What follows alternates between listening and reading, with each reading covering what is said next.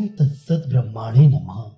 श्री छांदोग्य उपनिषद श्री शंकराचार्य भाष्य तृतीय अध्याय चतुर्दश खंड शांडिल्य विद्या सर्वदृष्टि से ब्रह्मोपासना।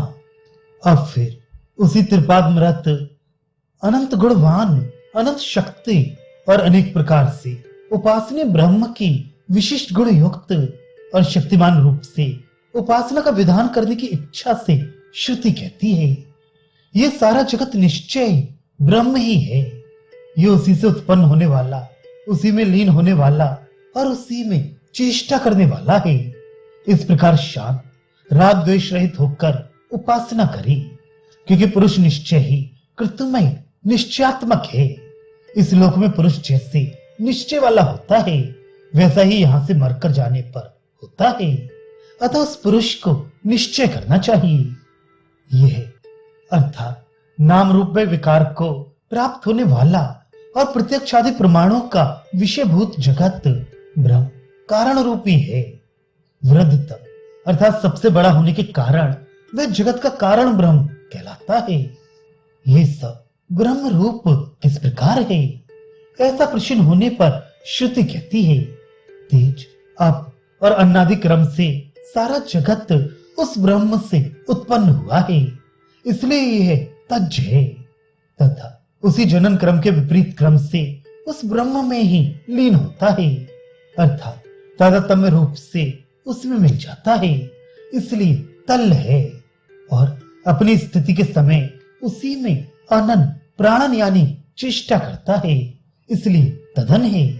इस प्रकार ब्रह्मात्म रूप से वह तीनों कालों में समान रहता है, क्योंकि उसका उस ब्रह्म के बिना ग्रहण नहीं किया जाता। अतः वह ब्रह्म ही यह सारा जगत है। जिस प्रकार ये जगत वह एकमात्र अद्वितीय ब्रह्म ही है, क्योंकि यह सब ब्रह्म है। अतः शांत यानी राग द्वेष से रहित संयत इंद्रिय होकर वह जो सब ब्रह्म है उसकी आगे कहे जाने वाले गुणों द्वारा उपासना करी।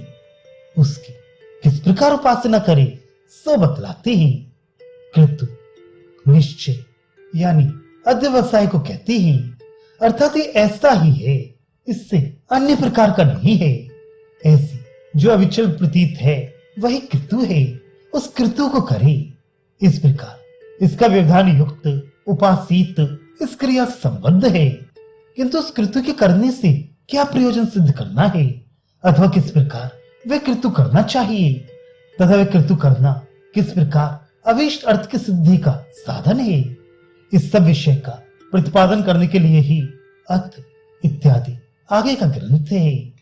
अथ खलु ये पद समूह हेतु के लिए है, क्योंकि पुरुष यानी जीव कृतुमय कृतुप्राय अर्थात अध्यवसायात्मक है, इसलिए इस लोक में जीवित रहता हुआ ये पुरुष यथा कृतु जिस प्रकार के कृतु वाला होता है, अर्थात जिस प्रकार के अध्यवसाय वाला वैसे निश्चय वाला होता है, वैसे ही यहां से इस देह से प्रत्यय अर्थात मरकर होता है। तात्पर्य यह है कि वह अपने निश्चय के अनुसार फल वाला होता है। शास्त्र से भी यह बात ऐसी ही देखी गई है।